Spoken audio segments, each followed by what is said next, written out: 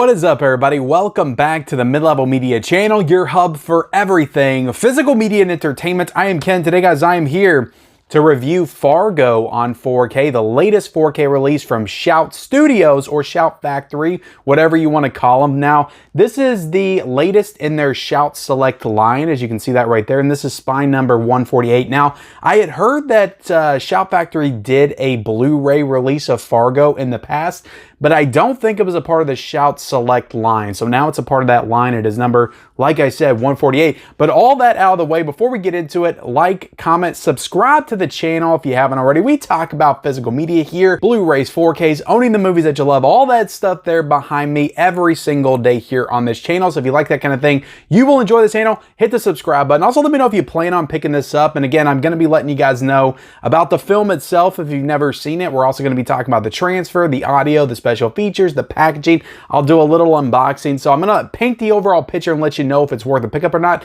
But let me know if you're going to get it in the comment section below. It's currently going for $29.59. Also, let me know where this ranks for you in the Coen Brothers filmography, because it ranks pretty damn high for me. So let's go ahead and jump into the actual film. I was very excited to see this in 4K. I only had a standard Blu-ray version. I believe this is the Blu-ray from 2009, so this might be the oldest Blu-ray that I have of the film. I found this at a Dollar Tree like 5 or 6 years ago for $1. So yeah, I've had Fargo in the collection for $1 for a number of years now, but I was happy to upgrade it to 4K because this is just one of my favorite Coen Brothers films. The first time I watched this movie, I watched it probably when I was like 15 or 16, but I loved it then. It was around the same time, or maybe a little bit after, I was discovering like films like Reservoir Dogs and Pulp Fiction, you know, the Tarantino stuff, Kevin Smith stuff like Clerks. So I feel like the indie movement of the 90s, that's like my favorite like type of movie. Like that time period of movies, like that was really where I started to develop my film tastes, I feel like, back in the 90s when I was a teenager. And this was one of those movies that I didn't watch as often as Reservoir Dogs or Pulp Fiction, but definitely played in that same ballpark. It was of that 90s era, you know, indie movement, I feel like. And the Coen Brothers were already well established by this point, but this was a big indie film for them. This kind of transcended, you know, the indie space and kind of became a little mainstream in the 90s. I remember a lot of people talking about this movie when I was a kid, but they had done Blood Simple at this point back in 1984. This was 12 years later. Miller's Crossing, Raising Arizona. They were established film directors by the time they got to Fargo. But I truly believe that it's not my favorite Coen Brothers movie. That's probably No Country or Blood Simple. I love those two movies. But it's definitely top three. But I truly believe that this is the perfect Coen Brothers movie. And what I mean by that is Coen Brothers is usually, they kind of are divided in their styles. They either go like full-blown like goofy comedy with The Big Lebowski or Raising Arizona or you know, Burn After Reading, like that type of Coen Brothers. And then there's more like dark thriller Coen Brothers where they just kind of go more straightforward, like Blood Simple, like No Country for Old Men, and like kind of Miller's Crossing. Miller's Crossing has a little bit of that comedic Coen Brothers in it, but they're either dark thriller, like extremely dark, brooding thriller, or they're comedy. And I feel like Fargo just falls right in the middle of that, and it really just balances them both so perfectly. There's moments in this film where I'm on the edge of my seat and I'm very tense. And then there's other moments where I'm just laughing my ass off with this movie. The characters in this film are so ridiculous, they almost borderline on parody, parodying like the, you know, the Minnesotan, like the northern culture of America. And I believe this takes place in North Dakota, maybe Fargo, North Dakota, or maybe it's Minnesota. I know they go to Minnesota because they go to the Twin Cities, but it almost feels like it's making fun of the people that live in that region, and especially, but it doesn't do it in a mean-spirited way. But Frances McDormand's character is very northern, I'll just say that. And the things that she says and the way that she acts, I just find completely hilarious. But not hilarious in the way that I'm laughing at her, but more like I'm just laughing at just how her character like carries herself and her mannerisms. And she's just such a fascinating character. Get into the actual like plot of the film. It's really it's a simple plot. It's just a series of events that go horribly wrong. And it all is initiated by William H. Macy's character. He wants these two guys to kidnap his wife so he can ask for ransom money from his father-in-law. Like, he's afraid to ask him for money straight up, so he comes up with this elaborate scheme to kidnap his wife, get the ransom money from his father-in-law, have him pay the two people that kidnap his wife, and then they split the money. So it's this ridiculous plot, and it's like, like everybody in this film, I feel like, except Frances McDormand, is just making horrible decision after horrible decision, and the whole time you're watching, I'm like, this is all going to end horribly. It's all going to end so bad, and you can see it coming with every character. Like, nobody is making it out of this unscathed. So you see all of the characters just making bad decision after bad decision after bad decision, and those bad decisions are having their consequences all throughout this movie. So that's kind of what this movie is. It's very simple. It's easy to follow along with. It's not something you really have to, be super engaged to understand what's going on, but it's just a nice, kind of breezy, very tense, very engaging crime thriller with just some characters that are just so entertaining to watch. Like, you got William H. Macy in this film, who is just great. He's great everything he does. And the character he plays in this is such a doofus. Like, it's such a doofus, but it's a character that I feel like only William H. Macy could play. You got Steve Buscemi, who was the kind of indie darling of the time, really, Reservoir Dogs, and he did this and a number of other films. Now, I find it funny that his partner in this movie, who's a complete psychopath, was also in the film Armageddon as the Russian cosmonaut, which also has Steve Buscemi. So they're both in Armageddon and they're both in Fargo, and this was 2 years before Armageddon. But Frances McDormand, I just love her to death in this movie, just with her accent, and she's just so matter of fact. And I love her because she's so competent. She's so good at her job. She's playing the cop that's kind of investigating this whole situation. Just her character, she's pregnant. She's a female kind of sort of action hero in this movie, and she's pregnant. She's a cop. She's so incredibly capable. Maybe one of the best female characters of all time, to be honest. And I cannot remember. I'm trying to look at the back. It is an Oscar-nominated film, 7-time Oscar-nominated film. She had to have been nominated for this film for Best Actress because she's just spectacular. I just don't know if she won, but I love her character so much. I love her accent. Like I said, it's something that you're not laughing at her, but it feels like a real character. But just some of the moments and just the way that, just her mannerisms, the way that she talks to people, is just so, she has such a confidence to her in everything that she's doing.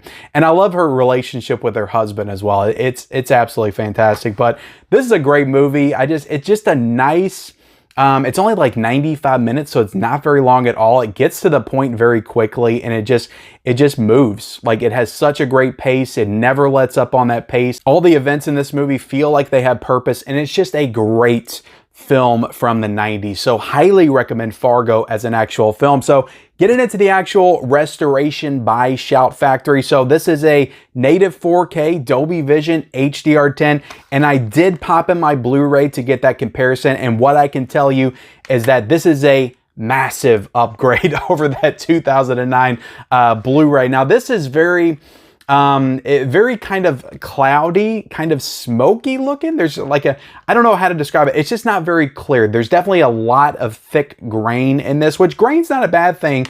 But I feel like with this transfer, it kind of smooths it over a little bit. Doesn't take all the grain out. Still has that very natural, like, filmic look to it, but it smooths it over a little bit, gives it that nice crystal clear, crisp picture quality, and it just looks beautiful. The setting in this movie, there's snow, the wilderness, just everything looks incredibly beautiful all throughout the film. There's the Coen brothers, they know how to direct a film. So there's tons of great, like, cinematic scenery shots of the snow and the forests, and all that stuff looks spectacular. There's this, like, top-down view of the parking lot, which has everything, like, so symmetrical and aligned, like all the cards and the lights and all that stuff. And the cinematographer was Roger Deakins, who's just one of the greatest of all time. So it's no wonder this film looks so great. But visually outstanding film, and the 4K just looks spectacular. I've said it a lot this year with Shout Factory and Scream Factory. Like they've really figured out,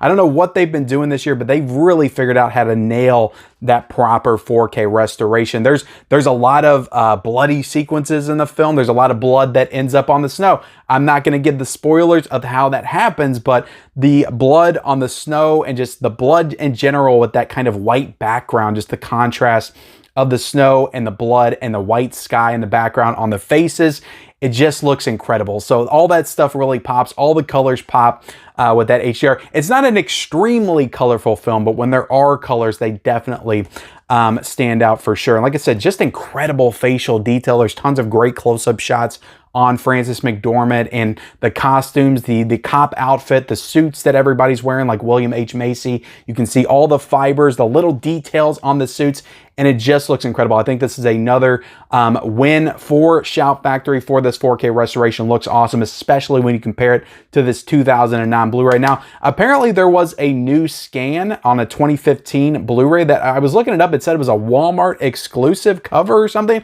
I didn't get that one, so I don't know if that's better than this Blu-ray or how it compares to this, but I will say that this has to be the best that I've certainly ever seen the film, and it has to be the best that this movie has ever looked. So if you want the definitive version of Fargo, you gotta get this 4K for sure. Now, getting into the audio, you got the DTS HD Master Audio 5.1. All the audio sounded great. No issues with the audio. I'm just listening to this on a soundbar that kind of simulates that 5.1, and I got the subwoofer as well. The score in this film is incredible. I love the music. I love the score.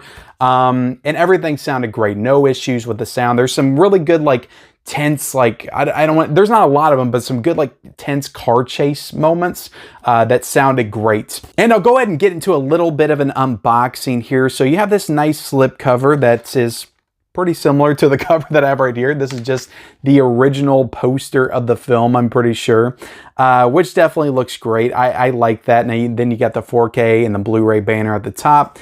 You flip it to the back, you can kind of see the details right there, the synopsis. Scroll up, you can see the special features, which we'll go into here in a second. And down there, you got the casting list. And then taking it out of the slipcover, you got the 4K case right here. Flip it to the back. Open it up. I already showed this off on another video I did, but you got some nice disc art on the Blu-ray and the 4K. And the Blu-ray does have a 4K scan as well on it. So you got the 4K and you got the Blu-ray with the 4K scan. I love these two girls, by the way. They're so hilarious. The moment with them, that's what I'm talking about with Frances McDormand, how she talks to people, and she kind of meets her match with these two. They talk exactly like her. So when they're going back and forth, it's incredibly hilarious. I love that moment of the movie. And then the other disc, you got old sad William H. Macy right there. No reversible cover art on this one, which, you know, Shout Factory, Scream Factory is always very inconsistent on what gets reversible cover art, what doesn't. But getting into the special features, there's not really too much new here. Now, there is an interview with the Coen brothers and actor Frances McDormand that looks like it's from the 90s, but it is not on this Blu-ray that I have right here. So this is either new or they added it to a release between this Blu-ray and this 4K. Maybe Shout Factory added it to their regular version that they did back in 2017, I think. But you have that interview that is not on this Blu-ray. Everything else is on this Blu-ray, so nothing new in terms of special features. You have the audio commentary with Roger Deakins. You have Minnesota Nice feature, which is on this Blu-ray. You have American Cinematographer article. You have original trailer and TV spots and still photo gallery. So every single special feature that's on this is on this Blu-ray from 2009, except the interview from the 90s it looked like. So it's not a new interview. Maybe it's new to this release. Maybe it's never been released before and they added it in to this release, but it's one that was not on this, but it just doesn't look like it's new. So again, kind of a negative. I got to call out, I mean, it's Shout Factory. This is a boutique release right here. Like, give us something new. This is Fargo. Like, this is one of the greatest films of the 90s. You can't give us a few new extra features. I just don't get it. Like, the Coen brothers came back to talk about Miller's Crossing for the Criterion Collection. They're not going to come back and talk about Fargo. I just don't get it. That's probably one of their most important movies, I would feel like, to them. So That just really doesn't make any sense to me. You couldn't get Frances McDormand, Steve Buscemi. Like, I don't understand like what goes into this. And I get the actor strike. Maybe that's why you couldn't get the actors, but you could have got the Coen brothers. You could have got some other people that worked on this film, or just people that want to talk about this film. Like, this is a great movie. It's one of the best movies of all time. You can't get people to talk about Fargo. I just think it's ridiculous, guys. I'm not going to excuse it, I guess is what I'm trying to say. So the lack of special features is a big negative with this release. So it's going for $29.59. At the end of the day, I do recommend it because it does look so good and because it does, look substantially better than this Blu-ray release. And I do think it's the definitive way to watch Fargo, but it'll probably go down in price in a few weeks. You could definitely probably wait for the sale, especially if you already have it on Blu-ray. But if you're just itching to watch Fargo in 4K, I can tell you the transfer delivers. The movie sure as hell delivers. If you haven't seen Fargo, like, just watch Fargo because it's such a great film. So that's my review, guys. I hope you enjoyed it. Hit the like button, hit the subscribe button if you haven't already. Also, comment down below your thoughts on Fargo. Also, if you're planning on getting this 4K release, let me know in the comment section below. Turn on those bell notifications and follow me on all my social media accounts. Those links are down below in the description, and we'll see you next time.